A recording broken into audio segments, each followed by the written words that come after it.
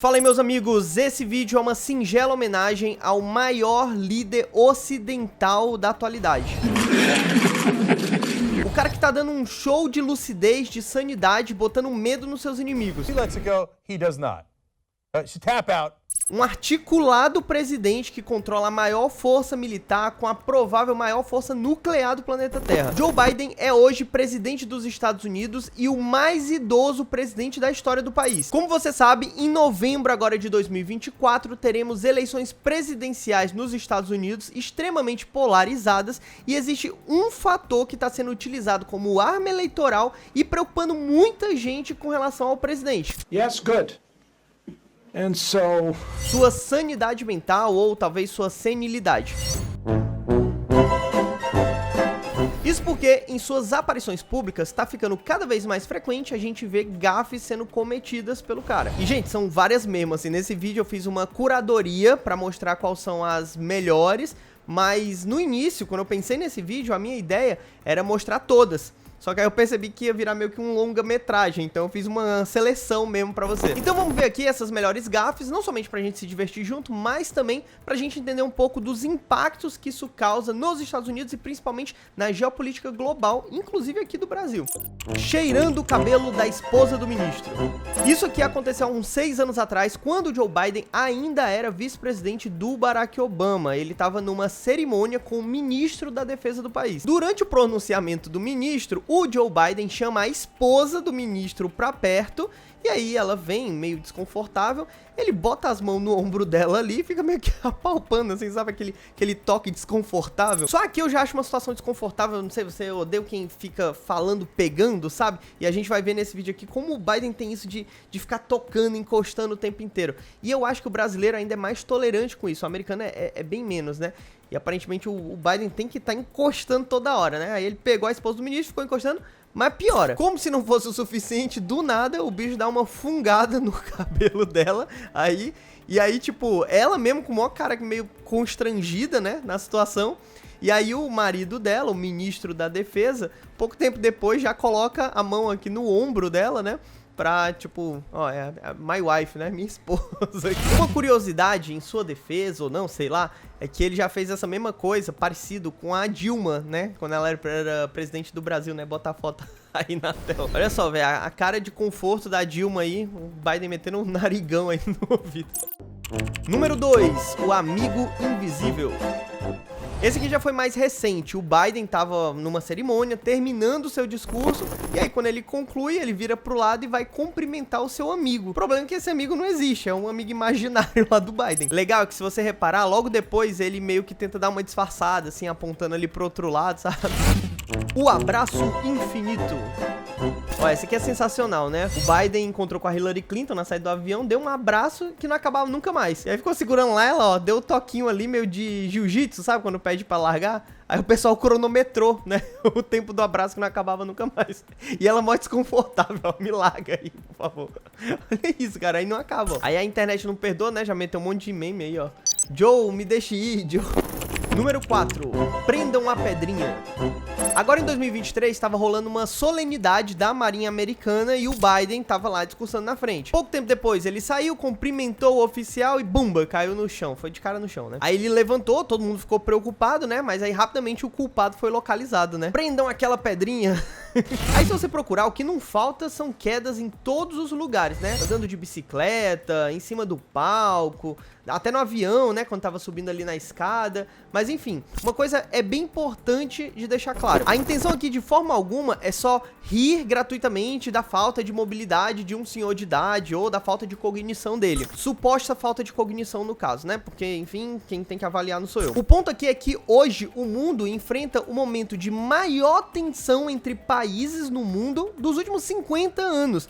E o personagem, um dos principais, é justamente o presidente americano, que vai influenciar em todas as decisões que são tomadas nesse xadrez geopolítico. Muitas vezes essas decisões decisões, para serem tomadas corretamente, já que elas têm tantos impactos, exigem coragem, exigem conseguir raciocinar bem sob pressão, conseguir negociar de uma forma que pressione, mas que ao mesmo tempo consiga ser persuasivo. E eu, sinceramente, vendo esses vídeos, me pergunto se ele tá em condição de fazer algum desse tipo de coisa, né? E aí você pensa aí, cara, se isso pode ser, de certa forma, divertido pra gente, ver uma ceninha ou outra assim, imagina pros inimigos do Ocidente em geral, né? Então, ver o maior líder do Ocidente num estado como esse passa alguma mensagem, não somente para esses líderes de outras partes do mundo, como também para o próprio eleitorado americano. Então, existe uma influência direta, quase que um efeito dominó para todos os lados que você possa imaginar esses vídeos aqui que a gente tá vendo. E uma coisa que me chama muita atenção é uma possível omissão do Partido Democrata, que é o próprio partido do Biden, em aparentemente não tá fazendo muita coisa a respeito. Porque se o cara tá numa situação complicada, seria meio que papel dos democratas tentar evitar que ele se apresentasse em ambientes que não fossem controlados, né? Se a intenção é que ele vá para essa reeleição, o mínimo que o partido deveria estar fazendo era ou defendendo, ou tentando pelo menos proteger ele de gerar esse tipo de arma contra os seus oponentes políticos. Mas de forma alguma isso não parece estar acontecendo. O que eu acredito ser, de certa forma, uma forma dos democratas terem jogado a toalha e esperando que mesmo que o Donald Trump esteja na frente nas eleições, a expectativa seja que algum desses processos judiciais que o Trump está enfrentando torne ele inelegível. E aí o Biden entre com vídeo ruim, sem vídeo ruim, porque meio que fica como se fosse a única opção agora. E se você gosta desse tipo de vídeo que te ajuda a se manter bem informado, não esquece já de se inscrever agora aqui no canal e ativar o sininho. Tem um sininho aqui embaixo, aperta lá, que é a forma que o YouTube tem de saber que você quer ser avisado quando eu publicar meus próximos vídeos. Se eu depender simplesmente da entrega normal da própria plataforma do YouTube, é difícil que conteúdos que falem de guerra, de geopolítica, de assuntos que não são necessariamente para toda a família, esses assuntos dificilmente vão ser prioridade para serem entregues para você. Então, se você gosta de se manter bem informado com vídeos como esse, não esquece, ativa esse sininho e se inscreve aqui no canal. Mas bora continuar. Número 5, tecnologia alienígena. Olha só, agora aqui de 2023, né, ele tava se encontrando com o presidente Lula e aí colocaram na mão do Biden uma tecnologia muito avançada, negócio do Elon Musk, chamada fone de ouvido. Olha só, cara, o bicho se enrolou todo pra colocar o fone que traduz, né, o que o outro tá falando. E aí deu tempo do Lula fazer ali uns 15 discursos, né? Podia até xingar o Biden ali, que ele não ia perceber, né? E aí no final ele só concordou, né? Com o que quer que seja, assim, não sabia nem o que tinha sido dito direito. E aí quando o Lula foi cumprimentar o bicho um tempo depois, o Biden já saiu ali, o Lula... Ah, então deixa pra lá. Não foi. Número 6. Confundiu os presidentes. Essa aqui particularmente eu considero um pouco mais preocupante, porque o presidente Biden, com cada vez mais frequência, tem confundido o nome das pessoas ao seu redor. E aí, a pressão de jornalistas em cima dele foram exatamente para perguntar isso numa coletiva de imprensa, né? E aí ele respondeu de forma até um pouco agressiva, né? Dizendo, não, isso aí é a sua opinião.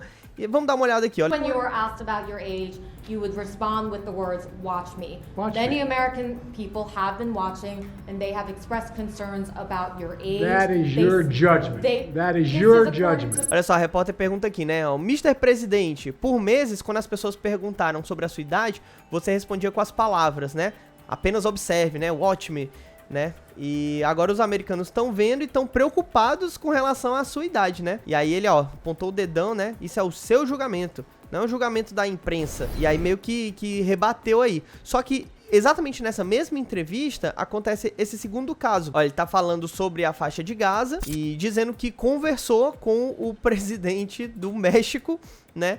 E sendo que ele tá querendo se referenciar ao Egito, né? Tá falando ali da passagem de Rafah, que é a fronteira Egito e Palestina, né? E aí ele dizendo que conversou com o presidente do México, assim, tipo, confundiu. As you know, initially, the president of Mexico, Sisi, did not want to open up the gate to allow humanitarian material to get in. I talked to him. I convinced him to open the gate.